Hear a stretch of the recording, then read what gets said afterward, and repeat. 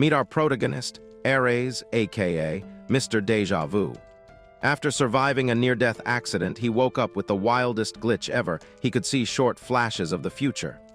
Even though for some it's a cool ability, but for Ares, it's basically a curse, because his visions only show what's about to go down a few minutes ahead, and they show up whenever they feel like it, making his life a living nightmare. One day, Ares was standing by the side of the road, lost in thought, when he spotted a pretty girl about to cross the road right into the path of an oncoming car. He froze, thinking it was happening, but this was actually him seeing the future. When he came back to his senses, he was both shocked and relieved to see the girl still perfectly safe. But the second the pedestrian light turned green, Ares rushed forward and quickly grabbed the girl from behind, trying to save her from the tragic accident, but accidentally cuddled her jigglypuffs, causing the startled girl to freak out. Embarrassed, he tried to explain that he was only trying to save her from an oncoming yellow car. But the girl, irritated, called him a certified creep and served him a hot slappuccino across his cheeks. Furious, she stomped off, leaving him standing there with his hand on his cheek. But just as she left, the exact yellow sports car from Ayace's vision really did speed past. At home later that day, Ayako, the lady who had taken Ayace since he was a boy, told him to go pick up his school uniform. Frustrated, Ayace groaned and asked why she didn't just tell him earlier, making an excuse, but the real reason was she forgot. Ares really didn't want to go out again, especially after his slap to the face episode, but he needed his school uniform. On the way, Ares was suddenly hit with another vision while crossing the bridge. This time he saw two boys running by. One of them, a black-haired boy, was carrying an action figure. In the vision, the boy accidentally bumped into Ares and dropped his toy into the river. The boy then flipped out, blaming Ares for the whole thing. Snapping back to reality, Ares groaned internally, realizing it wouldn't be long before everyone around would think he was the jerk who tossed some poor boy's toy into the water. So when Ares saw the same two boys from his vision running toward him, he quickly stepped aside, hoping to avoid the whole mess. He felt pretty pleased that, for once, his weird power had actually saved him from what could have been a seriously awkward moment. But just as he started to relax, he was shocked to see that, even after dodging them, the toy still somehow ended up falling into the river anyway. As the boys argued and blamed each other for being reckless, a girl nearby stepped up and promised to get the toy back for them. She walked right up to the edge of the bridge, and Ares, a little alarmed, asked what she thought she was doing. With total confidence, the girl announced she was going to rescue the toy. Without hesitation, she dove into the river like she was an Olympic swimmer. At first, Ares thought she might actually be the real deal, but after just a minute, she started flailing around and screaming for help. Ayace wasted no time. He yanked off his jacket and bag, then jumped right into the river to save her. Both of them came up gasping for air, but they finally made it out. One of the boys ran over and asked if they were all right. The girl, still buzzing with energy, shot them a thumbs up and said she was fine. Then she handed the toy back to the boys, warning them not to be so careless with it next time. She then turned to Ayace and thanked him for saving her. As Ayace told her not to worry, the girl noticed something was off about the way he was staring at her so intently. When she asked if anything was wrong, Ayace awkwardly blurted out, "Clothes," after realizing her outfit was soaking wet. Embarrassed, she turned away and insisted she didn't usually wear such flashy clothes. Suddenly, the girl got defensive, accusing Ayace of staging the whole thing with the boys just to get a peek at her wet clothes. Ayace denied it faster than Eminem drops a verse and quickly offered her his jacket, saying she could return it later. Before things could get any weirder, he made a speedy exit. Watching him leave, the girl realized he really had helped her, despite all the misunderstandings. It even reminded her a little of her brother, and she found herself hoping they'd meet again someday. When Ayace finally made it home, Ayako asked why he was soaked just from picking up his uniform. Ayace just ignored her. Now, with all the recent weirdness, he was even more anxious about what his new school life would be like. Still, he tried not to overthink it and just went to bed. The next day at school, the girl from the accident, Yuri, sat in class, still fuming and wishing she'd slapped that grabby idiot one more time for what he did. Just then, Nanami, the girl from the bridge, walked in and noticed how mad Yuri looked. Yuri started venting about how she'd been harassed by Mr. Grabby Hands in broad daylight the day before. Nanami was instantly fired up, declaring it totally unforgivable and swearing to help Yuri get even with the creep. But before they could launch their revenge plan, the teacher came in and told everyone to settle down, making Nanami take her seat. Once the class was quiet, the teacher announced a new transfer student and called him in. Ares nervously walked into the classroom and introduced himself. The moment Yuri spotted him, she recognized him as the degenerate from yesterday and shot to her feet, absolutely raging. Ares instantly recognized Yuri as the girl he'd saved and gotten slapped by the day before. He was super confused, wondering why on earth she had to show up here of all places. Then he realized, unlucky for him, they were in the same class. The teacher noticed Yuri glaring at Ares like he was a pile of garbage and asked if she already knew the new guy. Yuri shot back coldly, saying she didn't know the perv. Her savage reply made the teacher chuckle, joking that it sounded like the start of a rom-com. Meanwhile, Ares stood there, totally clueless and not understanding what the teacher was even talking about. Ever since that morning when Ares first met this teacher in the staff room, he'd gotten weird vibes. She kept mumbling about romantic comedy developments, and Ares was pretty sure a few screws were loose upstairs. After introducing him to the class, the unhinged teacher went out of her way to seat him right next to Yuri. As he sat down, Ares could feel Yuri's glare stabbing him in the side. But when he finally glanced over, he realized something he hadn't noticed before. Yuri was seriously a 10 out of 10 hottie with a knockout figure. On any other day, he'd be hyped to sit next to a Riz princess like her, but at that moment, absolutely not. This was a nightmare situation. Unable to tolerate the intense glare any longer, Ares finally broke the silence and asked her to stop staring at him like some jealous ex. Yuri instantly snapped, furious that this creep had the audacity to talk to her after getting all touchy-touchy the day before. Ares tried to explain it was just a misunderstanding and he only wanted to save her from an accident, but Yuri wasn't having it. She demanded a better excuse. Ares considered spilling the beans about his weird future-seeing ability, but knew there was zero chance she'd believe him. So he just let it go. It sucked to already be on someone's hate list his first day at a new school, but honestly, Ares was pretty used to being on his own by now. A few hours later, the teacher announced the end of homeroom, and everyone headed out for lunch, including Yuri. Ares, honestly, was just relieved that his dumpster fire first day was already halfway over. But then, the boy sitting in front of him spun around with a grin and teased Ares about the death glare he'd been getting from Yuri. He wanted to know what Ares had done to earn such cold treatment. Before Ares could answer, the boy introduced himself as Sasayaka Sasuke and pressed again, asking what Ares did to get on Yuri's bad side. Instead of explaining the whole story, Ares just asked if Yuri was really that popular. Sasuke confirmed it. Yuri was basically the hottest girl in school, the black-haired beauty admired by every simp for her cool, Ice Queen vibes. Surprised, Ares quietly told Sasuke about the incident from yesterday, admitting he'd accidentally hugged Yuri, but he left out the whole saving her from danger bit and just said it happened because he tripped. Just then, a girl called out to Ares. It was Nanami, the same girl who'd nearly become fish food in the river yesterday. Sasuke was shocked seeing Nanami talk to Ares on his first day and demanded to know how he was already on a first-name basis with both of the school's top-tier beauties. Before Ares could explain, Nanami thanked him for saving her and accidentally blurted out that he might have seen her underwear. Realizing what she just said, she quickly cleared things up, saying there was absolutely nothing spicy between them. Sasuke immediately freaked when he heard the underwear bit and pressed Ares for the details. But before Ares could even open his mouth, Yuri overheard the word underwear and leveled up her suspicion. Now she was fully convinced Ares was the school's #1 creep. Nanami tried to explain, but Yuri just shut her down, telling her to go back to her seat before the weirdo strikes again. Ares wanted to clear up the whole mess, but could only facepalm when he didn't even get the chance. After school, Sasuke offered to walk him home, and Ares agreed. On the way, Sasuke just wouldn't stop hyping up how legendary it was for Ares to be on speaking terms with the two most popular girls in school. But Ares quickly shut him down, saying that, aside from Nanami, his situation with Yuri was nothing to brag about. He explained that it was all just a massive misunderstanding, and that he actually wanted to make things right with her.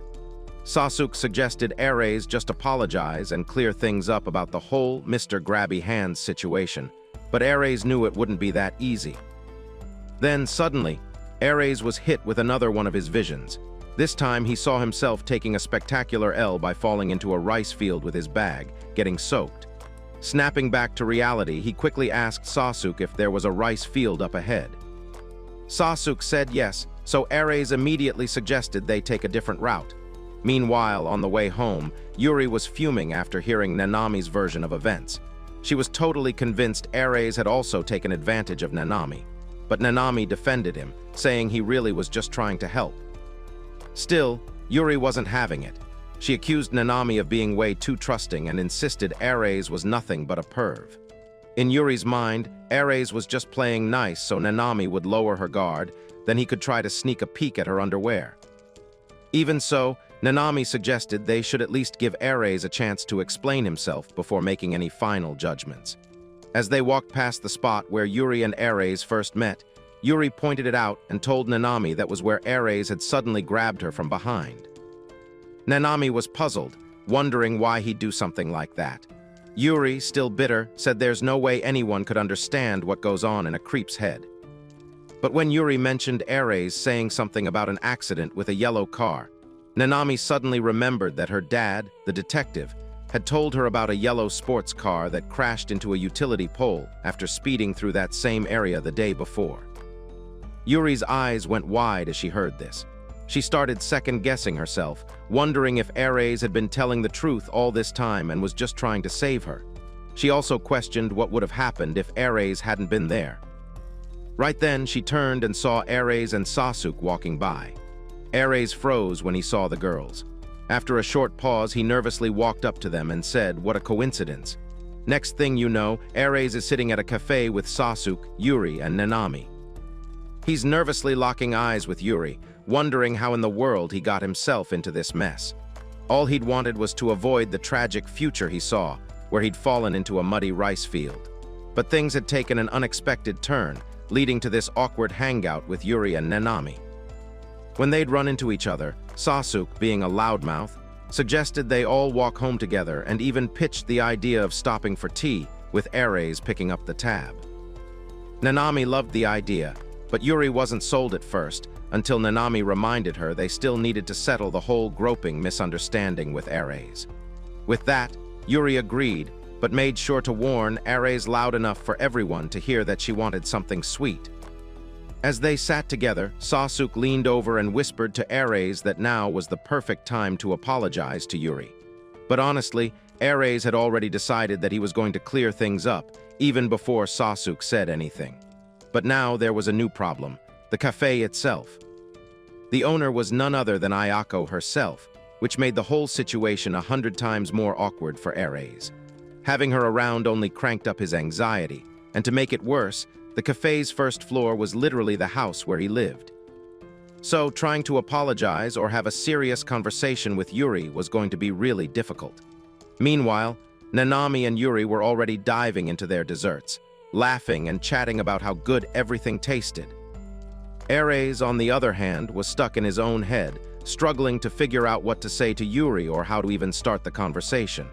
Every time he tried to talk, Yuri always had a snappy comeback, like she was the undefeated queen of clapbacks. The whole thing just turned into a pointless back and forth. Ares realized that if things kept going downhill, his school life was going to be absolute misery. He didn't want it to get any worse, and having Ayako peering at him from behind the counter just made the whole thing even more tense. Taking a deep breath to psych himself up, Ares finally called out Yuri's name, so loud it almost gave her a heart attack.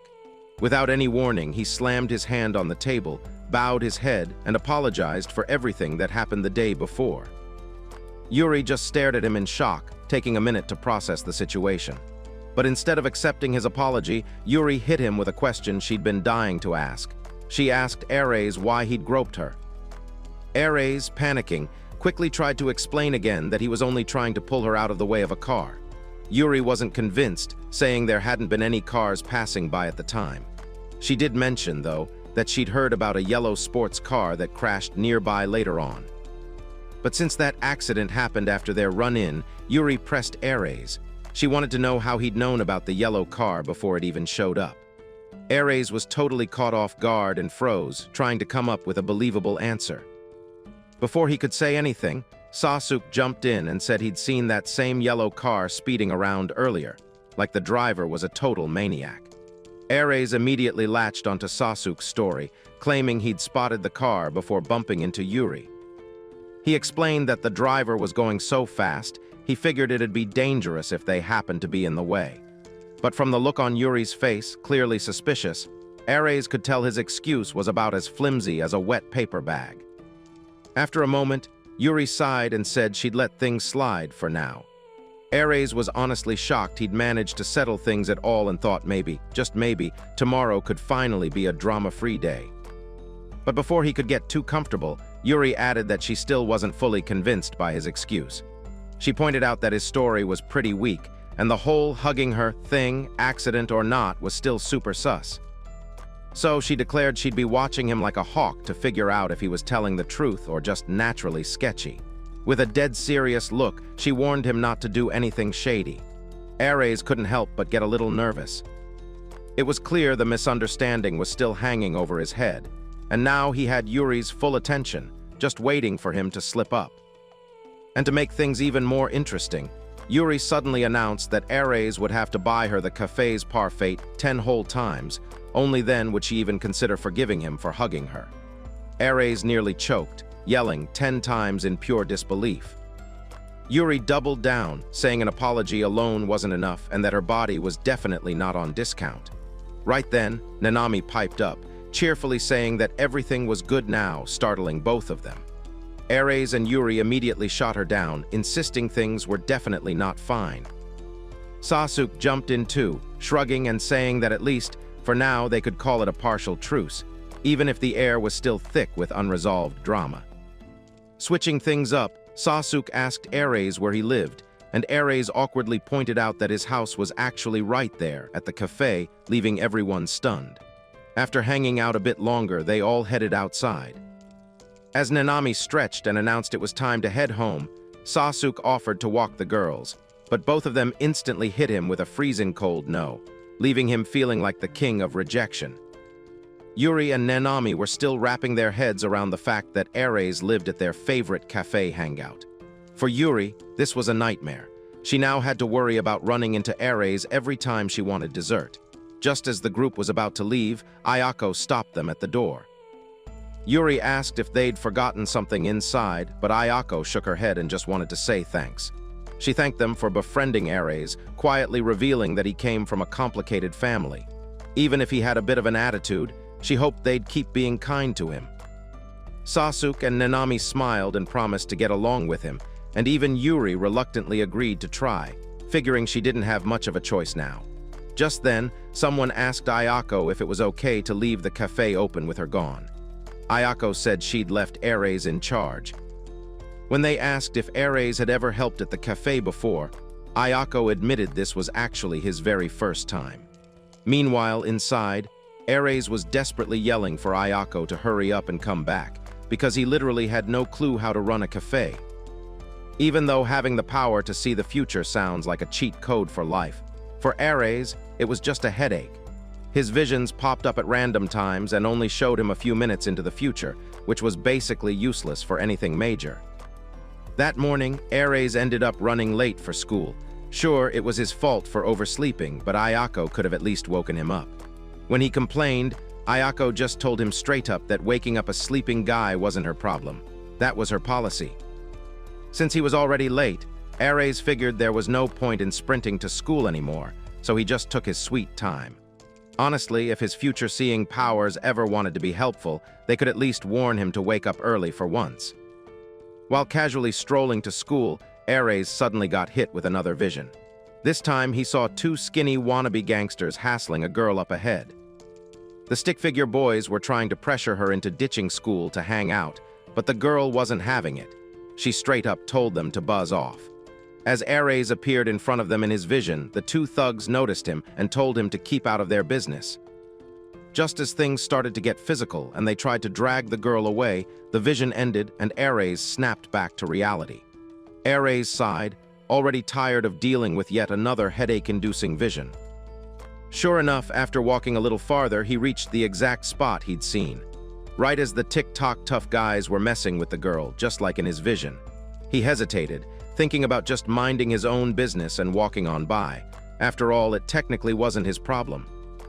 But after a quick inner debate, he changed his mind and decided to step in anyway.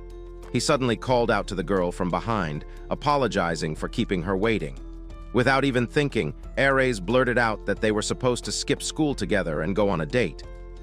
Even he had no clue what he was doing or why that was the first thing out of his mouth. There were definitely smarter ways to handle it, but it was too late now. The two wannabe thugs turned to him, surprised, and demanded to know if he was her boyfriend. Ares just stood there, silent and awkward because in reality, he didn't even know the girl's name. But then, to his surprise, the girl rolled with it.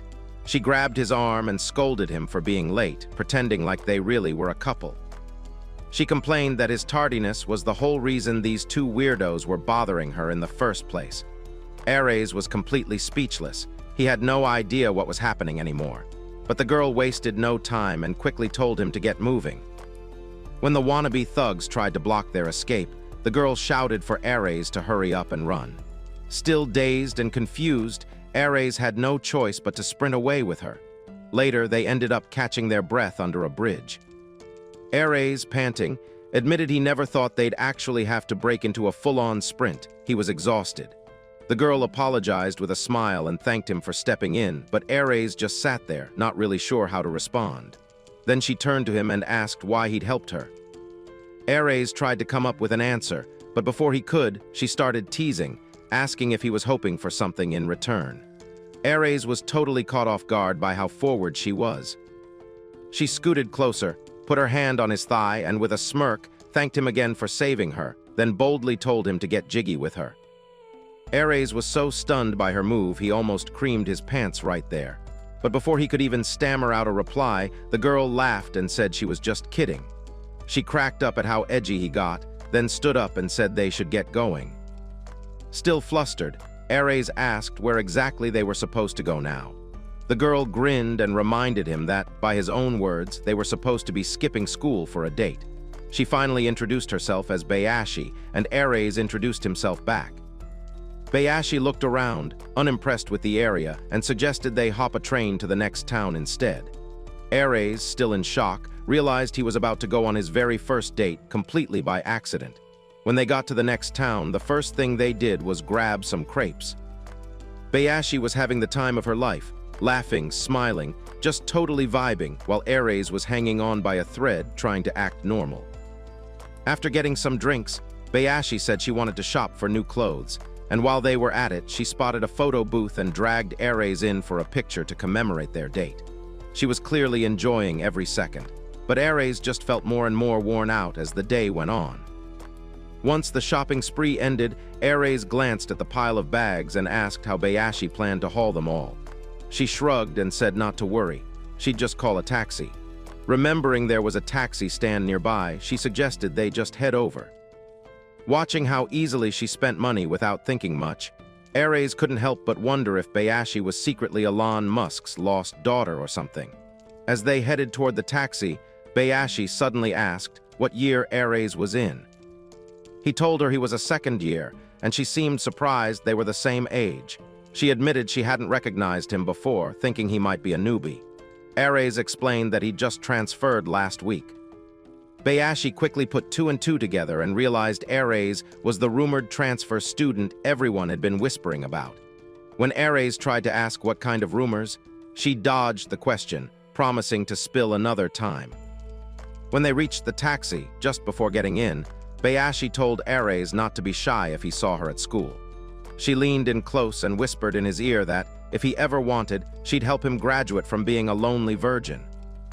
With that, she grinned, hopped into the taxi, and left Ares standing there, totally frazzled and questioning all his life choices. Meanwhile, after getting out of the taxi, Bayashi pulled out the photo they'd taken together. Smiling, she thought about how much fun Ares was to mess with.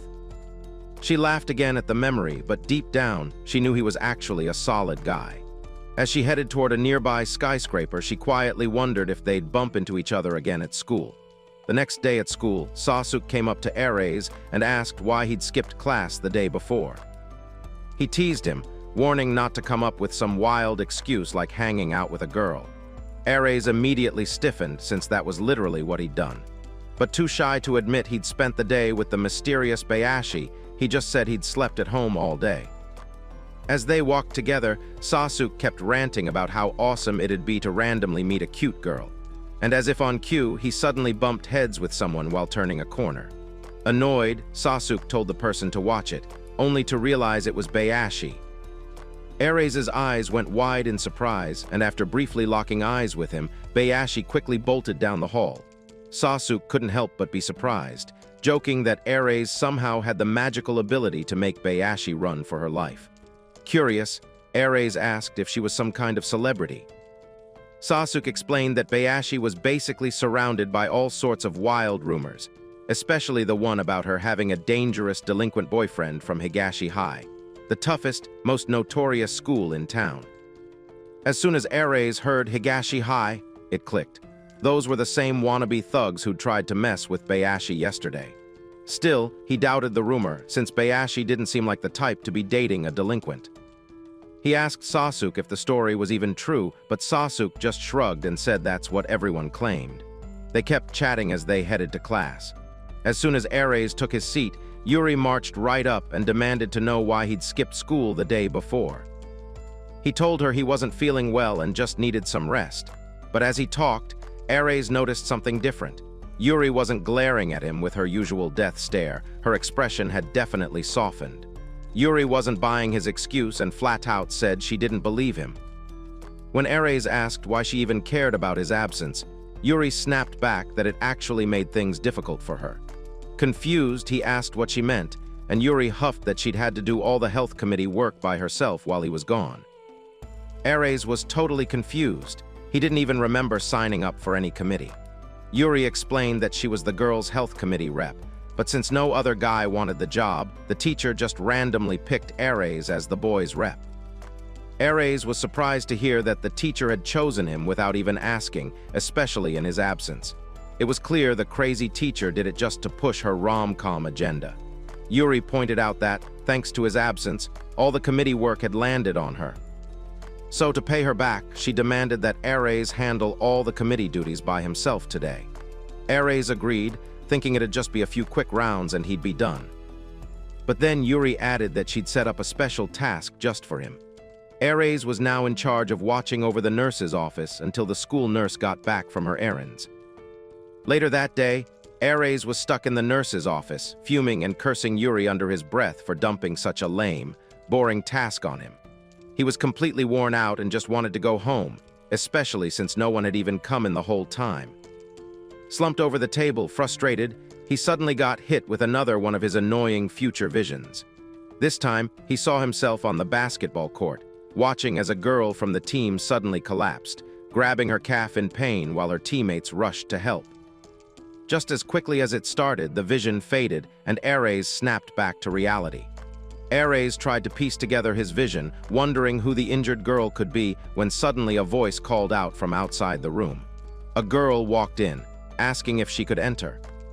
Since the teacher wasn't there, she came over and asked Ares if he was the health committee guy. When he confirmed, she explained that she'd run out of sports tape during basketball practice and just needed him to tell the nurse she was borrowing some. Ares told her to go ahead and take what she needed. She sat down and tried to tape her own foot but was clearly struggling, making a mess of it. After watching her fumble for a while, Ares finally offered to help. The girl happily accepted, showing him her ankle. Ares instantly regretted volunteering, realizing he'd have to actually touch her leg, but after battling his nerves for a few minutes, he managed to wrap her ankle pretty clean. Clearly happy, the girl thanked him for the help. Ares asked if she'd sprained her ankle, and she confirmed it. Then she asked if he was the new transfer student. When he said yes, she told him not to be so formal. They were the same age after all. She introduced herself as Suika from the basketball team, and Ares introduced himself too. After thanking him again, Suika said she had to get back to practice and headed out. As soon as she left, Ares was hit with another wave of boredom. He started thinking about his earlier vision, the injured girl collapsing on the basketball court, and began to suspect it might have been Suika. A sense of urgency crept in, realizing that if she practiced with an injured leg, she might actually end up hurting herself even worse. Right then, the teacher came back, but Ares wasted no time. He slipped out of the office and hurried straight to the basketball hall. When he got there, he was worried he might already be too late. But seeing the team practicing like normal, he started to think he'd just been overthinking it. Suika looked totally fine as she played, and Ares noticed her injury was on her left leg. In his vision, though, it had been her right leg, so maybe he'd just mixed things up, and the girl in his vision wasn't even Suika. But just as he was about to leave, a sudden shout echoed across the gym, someone yelling to check if Suika was okay. Ares whipped around and saw Suika collapsed on the floor, this time clutching her right leg in agony. Ares instantly realized the injured girl in his vision was Suika after all. He regretted not figuring it out sooner and stopping her before things got worse. Rushing over, he asked if she was okay. As he checked on her, he noticed that, thankfully, she wasn't as bad off as she'd been in his vision. In his premonition, she looked completely devastated, but right now, even though she was hurting, she seemed to be handling it a little better. When Ares asked if she'd taken a bad fall, Suika replied that she'd just lost her balance. Ares was confused. It seemed like somehow the future had changed. When he inquired about her foot, she said she was fine, though her right ankle did feel a bit uncomfortable. At that moment, the rest of the basketball girls crowded around to listen in. That's when some random girl with a high ponytail chimed in, saying Suika definitely needed to go to the infirmary, even though Suika kept saying she was fine and her ankle felt okay. Not taking no for an answer, Ponytail Girl pointed straight at Ares and told him to give Suika a piggyback ride to the nurse's office. Ares was surprised and asked why he should be the one to do it. The girl explained that there were only girls present, and besides, since Ares had rushed over out of concern for Suika, and as a member of the health committee, he was the perfect man for the job. Reluctantly, Ares agreed to piggyback Suika and started walking toward the infirmary, all the while reflecting on how he always ended up in troublesome situations. Along the way, Suika told him she could walk on her own, but Ares refused, warning her that forcing herself to walk might make her injury worse. When she nervously asked if she was too heavy for him, Ares reassured her he was perfectly fine carrying her. Suika then apologized for putting Ares in such an awkward spot, and Ares apologized right back for butting in on their club's practice. But Suika brushed it off, saying he hadn't done anything wrong. In fact, she was the one making him do the heavy lifting. As they continued, Suika started to open up to Ares on a more personal level. She admitted she never really felt all that feminine, and even the boys in her class just treated her like one of them bros. She didn't totally hate it, but sometimes she secretly wished people would see her as a baddie, not just as the resident alpha male. Right after that, Suika seemed to remember something and suddenly got serious. She asked Ares why he'd come to the sports hall in the first place. Ares panicked, scrambling for an answer, and finally just blurted out that he was worried about her foot. But Suika wasn't buying it and pressed him, wanting to know how he managed to show up right as things went down, almost like he knew in advance. Ares, flustered, immediately exclaimed, no denying it on the spot. But Suika wasn't ready to let the matter go. She curiously asked if he could see the future. Ares froze instantly, speechless. He could barely breathe, let alone say anything. Suika stared at him for a second before breaking into a laugh, saying there was no way he could see the future. She explained that she'd only asked because she'd watched some drama the night before where the main character had a similar power. When they finally got to the infirmary, Suika hopped off his back, insisting she could handle things from there. As Ares turned to leave, she called out his name and thanked him with a real, heartfelt smile. That moment made Ares pause. He realized that his strange ability hadn't exactly made life easier. In fact, it usually brought more headaches than anything else. But today, for the first time, he thought maybe having this weird power wasn't completely awful. The next day at school, Sasuke stormed up to Ares, yelling about betrayal and demanding to know if Ares had a girlfriend now. Before Ares could defend himself, Sasuke accused him of capping hard.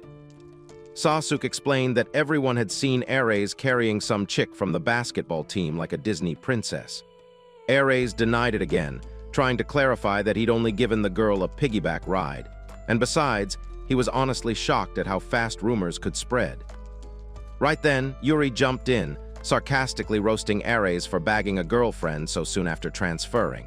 She claimed it only proved what a mega creep he was. Then she switched topics and grilled him about his committee work. Ares answered that he'd properly watched the infirmary yesterday. When she asked if he'd checked the hygiene products, he sheepishly admitted he forgot, then asked if that was why she seemed upset. Yuri went quiet and Sasuke leaned over, whispering in Ares' ear that he was a clueless idiot, because Yuri was clearly just being Yandir jealous. After a short, awkward silence, Yuri scolded Ares for skipping his committee duties while still having the nerve to go around princess-carrying random girls. She said anyone would get annoyed if their partner bailed on their half of the work. Ares tried to explain himself, but Yuri cut him off, insisting she didn't care who he dated. She just expected him to actually show up for the committee meeting at lunch. When Ares complained that he always seemed to be the only one at those meetings, Yuri flatly told him it was payback for skipping school 2 days in a row.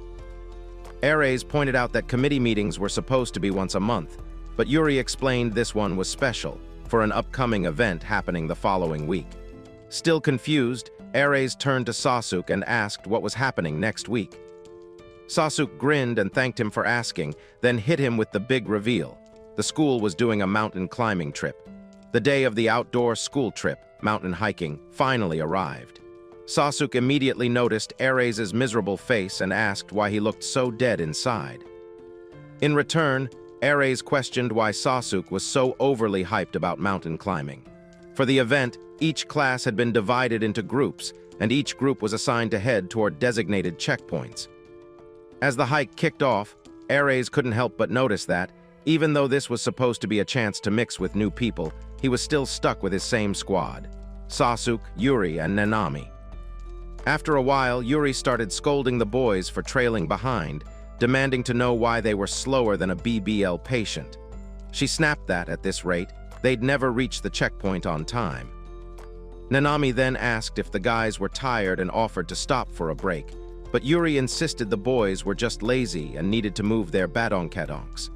Ares found mountain hiking miserable on its own, but adding group drama made it way worse. Suddenly, Nanami pointed out a girl ahead who seemed to have gotten separated from her group. This girl was none other than Bayashi, Ares' second headache of the day. Even though she was from another class, their paths kept crossing in weird ways. Turns out, the reason Bayashi landed in Ares' hiking group was because of his homeroom teacher. Right as the hike began, the teacher pulled Ares aside and asked if he knew Bayashi. When he admitted he kind of did, the teacher got all starry-eyed about their love comedy vibes. She begged Ares to look out for Bayashi, since she tended to isolate herself. The teacher's rom-com obsession left Ares no room to argue, so he got stuck with the job, like it or not. Now, Bayashi was in their group but was clearly drifting away from everyone and chose to stay right in front of them. Ares faced the tough decision of how to bring her closer to the group. Nanami also expressed concern about the girl being alone, but Yuri bluntly said to leave her be. Nanami tried to nudge Yuri to be a little friendlier, but Yuri flat out said Nanami was the only person she cared to be friends with. Ares was concerned about Bayashi and wanted to include her, which angered Yuri, who immediately began protesting the idea of Bayashi joining their group. But before she could say more, Nanami enthusiastically agreed and rushed over to talk to Bayashi. Ares felt relieved, thinking he'd just dodged an awkward bullet. If Bayashi turned them down, at least they could tell the teacher they tried. But then, out of nowhere, Bayashi turned, looked Ares straight in the eyes, walked right up to him and asked him to take care of her. The whole invite Bayashi in plan had unexpectedly worked, but now the group vibe was officially tense, with Bayashi hanging close to the guys and totally ignoring the girls. After a while, Bayashi complained that her legs had gone numb and muttered that she wouldn't have come if she'd known it would be like this. Nanami, trying to ease the mood, agreed that hiking was tough and kindly offered for Bayashi to join them so they could chat as a distraction. But Bayashi coldly walked past her and warned her to stop with the fake friendly attitude. Bayashi's rudeness immediately set Yuri off. She yelled at Bayashi, saying she shouldn't act that way toward Nanami, especially after Nanami had taken the time to let her join their group. But instead of apologizing, Bayashi shot back, saying that she never asked to be included in the group in the first place. Sensing things were about to go nuclear, Ares quickly stepped in, urging everyone to stop. Bayashi then turned her aggression on him, demanding to know whose side he was on. Ares tried to keep the peace, insisting he wasn't taking sides, but Yuri wasn't having it. She snapped that she didn't care whose side he took, but warned him that if he chose Bayashi, he'd better watch out. Everyone knew Bayashi was the queen of players, swapping boys out like used tampons. Yuri told Ares straight up that Bayashi would just use him and toss him aside like yesterday's trash. Hearing this, Bayashi turned and started walking away, saying it was obvious her presence wasn't wanted. Just as she left, Nanami volunteered to go after her, but Yuri, still angry, told her to leave the flirt tramp alone. Nanami, now fed up, grabbed Yuri's hand and shouted at her to stop already, saying she'd gone way out of line with the harsh things she'd said to Bayashi. Ares then stepped in, saying he would go after Bayashi himself since she couldn't have gone far. As he started searching, he silently grumbled about how this whole thing was a pain. But he couldn't just abandon her when the teacher had made him responsible, and he didn't want anything to happen that could get him in trouble.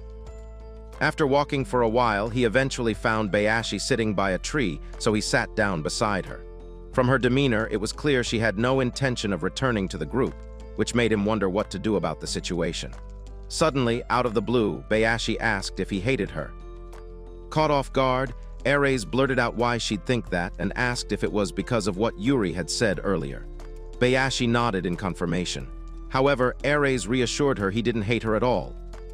When she pressed him for a reason, Ares explained that from the way she acted and carried herself, she was exactly who he expected, so there was nothing to judge. He told her all the crazy rumors about her seemed fake to him anyway.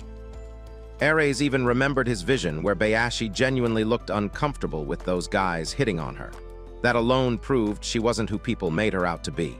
He finished by telling her that he didn't care if she toyed with boys or not. She should just live her life however she wanted. He said he never bothered with other people's opinions. That was his own principle for living. Bayashi looked at him, almost amused, and said he was kind of weird and she'd expected a more clever response from him. Ares just shrugged and admitted cheering people up wasn't really his thing. Bayashi's mood lightened a bit. She sighed and said maybe they should head back since she didn't want his friends gossiping about him, and Ares agreed. But suddenly she gave him a mischievous smile and teased that, since they were alone, maybe they should do something nice. Ares, totally blindsided, froze up. Bayashi burst out laughing, revealing she was just joking and calling him out for being such a hopeless virgin. Flustered, Ares stammered that anyone would have reacted that way. As they started walking back, Ares asked her to try being a little nicer to the others, and Bayashi replied that she'd think about it. For the first time that day, Ares felt a bit of relief, hoping no more problems would arise. But as soon as they returned, Sasuke ran up, panic written all over his face, and told him that Nanami was now missing. Meanwhile, Nanami found herself in the middle of the woods, with absolutely no idea where she was. Earlier, she'd separated from the group when she decided to chase after Bayashi, even though Ares had already gone after her. Sasuke had tried to stop her, but Nanami was determined to find them. After walking some distance through the woods, she still couldn't find them and ended up farther away from everyone than she realized. She started to wonder if she'd missed the path and decided it was best to head back. But as she started walking, she accidentally tripped and fell, spraining her knee. With a sad look on her face, Nanami was frustrated, wondering what the heck she was doing. She started to remember how, once in the past, she'd been in a similar situation, stuck in a lonely place with nobody to help her. Lost in that sad thought, she suddenly heard someone calling her name in the distance. She turned and saw a faint, shadowy figure asking if she was okay. As her eyes finally cleared, she realized it was Ares who was asking if she could hear him. Ares walked over to where she was sitting on the ground and told her that Bayashi was back with the others and everyone was worried about her, especially Yuri. When Nanami apologized for making everyone worry, Ares brushed it off and told her he was just glad she was safe. Nanami's heart skipped a beat when she heard this. Ares then suggested they head back to where the group was, and she agreed. As they walked back, Nanami was lost in thought, realizing that whenever she talked with Ares, her heart seemed to beat unusually hard. Just then, Ares snapped her out of it by asking her to walk closer to his side. He explained that the path she was on looked a bit damp and might be slippery. Nanami thanked him and did as he instructed. As she walked, she reflected on how kind Ares was. She remembered the first time they met at the bridge when Ares had dived into the river to save her. And now, once again, she was being rescued by him. Suddenly, Ares grabbed her hand and pulled her closer into an embrace. She immediately became flustered, and Ares, just as surprised, froze in shock. He quickly pulled away and apologized, explaining that he saw her drifting toward the slippery side of the path and thought it looked really dangerous. Nanami smiled and thanked him. Ares then suggested they keep walking. After a while, they finally met up with the group. The moment Yuri saw Nanami, she ran up to her and hugged her, thanking God she was safe. When Nanami apologized for making them all worry, Bayashi also apologized for her bad manners earlier. She promised to be more considerate and asked if they could all get along until they reached their destination. Nanami agreed, but advised her to try talking to everyone and not keep to herself. Ares noticed Yuri staring at him strangely and asked what was wrong. Yuri shyly thanked him for saving Nanami, but then demanded to know if he'd done anything suspicious to her while they were alone. When Ares denied doing anything to Nanami, Yuri turned to Nanami and asked if it was true that Ares hadn't done anything. Nanami, a bit taken aback by the question, immediately thought about the accidental hug they'd shared, but with a blushing face, told Yuri that Ares did nothing to her. Yuri stared at her intently and noticed how red her face was. In disbelief, she turned back to Ares and demanded to know what the heck he'd done to Nanami. Ares froze and tried to explain that he'd done nothing. Yuri insisted that, judging by Nanami's expression, she doubted it. Soon, Yuri and Ares were arguing about the issue, while Nanami just stood there trying to figure out if her face was red because of the hot weather or for another reason. Several hours later, they finally arrived at the checkpoint. Yuri announced that she and Nanami would handle preparing the curry, leaving Ares with the strenuous task of setting up the tent. Nanami offered to help with the tent, but Ares declined, noting her injury and advising her to stick with helping Yuri. As he moved to the spot to set up the tent, Ares grumbled inwardly about being left alone, wishing Sasuke were around to help. But he remembered that Sasuke had been tasked with gathering firewood for the curry. When he got to the spot, Ares noticed that tents were set up separately for boys and girls, but most groups had both boys and girls working together to set up their tents. Sadly, Ares was left all alone, setting up the tents for his group. Suddenly, he heard someone call out his name. He turned to see Suika, smiling and running toward him. When she got close, Ares remembered the incident on the basketball court where she'd injured her ankle and asked if it was any better. Suika excitedly shook her leg and said she was totally fine now. Then she told him she hadn't been allowed to hike like the other students, but had been dropped at the checkpoint by the teacher in a car. She noticed Ares holding the tent materials and asked if he was going to set up the tents by himself. Before Ares could answer, Suika immediately offered to help. Ares tried to decline, asking if her group didn't need her to help with the curry, but Suika insisted. She said everyone in her group was terrible at cooking, so the others had gone off to eat with other groups. When Ares curiously asked if that was even allowed, Suika said as long as the teacher doesn't know, it's fine. Also, Suika mentioned that Bayashi was in her group, so since she didn't want Bayashi to be left alone, she'd have to help her with the curry later. While Bayashi had gone to get the ingredients, Suika said she had some free time and wanted to spend it helping Ares with whatever he needed. Ares didn't have much choice, so he reluctantly agreed. Suika eagerly offered to help carry the tent materials. Ares handed her some of the load but insisted she didn't need to, since it was pretty heavy. Suika assured him she was fine. Still, Ares felt bad for making a girl carry such a heavy load. Suika was taken aback by Ares calling her a girl. She asked if he really saw her that way and then explained she was used to setting up her own group's tent. She confidently declared she was stronger than most of the femme boys around. Ares told her it didn't matter and insisted that if she wanted to help, she should take the lighter load. When he gave her the lighter stuff, Suika's face brightened and she thanked him. A few minutes later, the tent was set up. Ares was grateful for Suika's help, thanking her and acknowledging that he finished so quickly because of her. Suika was delighted to be of help and told him to call on her anytime he needed assistance. After that, she left for her group, saying Bayashi should be back soon. But just as Suika left, Ares was suddenly struck by one of his visions, but this time, it was so short he didn't even see anything. Snapping back to reality, Ares decided to check on the girls and see how the cooking was going. But when he got there, it was total chaos. The pot of curry was on the floor, soup everywhere.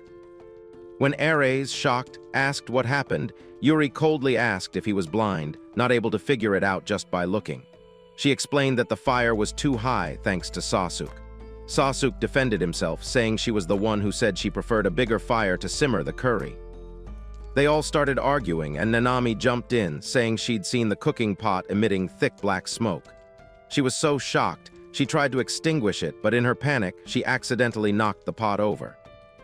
Ares figured this was what his precognitive vision was trying to warn him about, and wished it had come earlier. When he suggested they make the soup from scratch, Nanami informed him they were out of ingredients. Sasuke sadly pointed out they only had rice and no soup. But someone quickly reminded them that even the rice was burnt, now just black rice. It was obvious their group wasn't going to have dinner that night. Just as all hope seemed lost, Ares had an idea. He remembered Suika had said everyone in her group was bad at cooking and had gone to eat with other groups. He figured if they went to Suika's group, there should be ingredients left to use. He quickly told his team he had an idea and would be back soon. Ares made his way to Suika's tent and found her and Bayashi. He asked if they could have dinner together, and Suika replied she had just been discussing with Bayashi how there'd be more than enough food for 2 people. However, she clarified they were still cooking and asked Ares to wait a bit. But when Ares leaned in to check, he could only see a food crime scene. He figured if he left the girls alone, they'd just end up with another disaster, so he offered to help cook. The girls were stunned at first, wondering if Ares could really cook, but quickly decided anyone's cooking would be better than theirs. With that, Ares took over, and soon the curry soup was ready. Sasuke, Yuri, and Nanami arrived later and were shocked to see actual edible food waiting. They found it hard to believe Ares had cooked, but thanked him anyway. However, Ares was quick to point out it was all thanks to Suika and her group, who had provided the ingredients. When Suika happily suggested they all dig in, Nanami paused and asked Ares when he'd become so close to Suika. When she asked if they were dating or something, everybody froze, turning their attention to Ares, waiting for his response. You see a harem brewing between Ares and the girls? Comment sudden visions if you're eager to find out in our part 2. Give this video a thumbs up if you enjoyed it, and don't forget to subscribe to the channel for more content like this. As always, thanks for watching.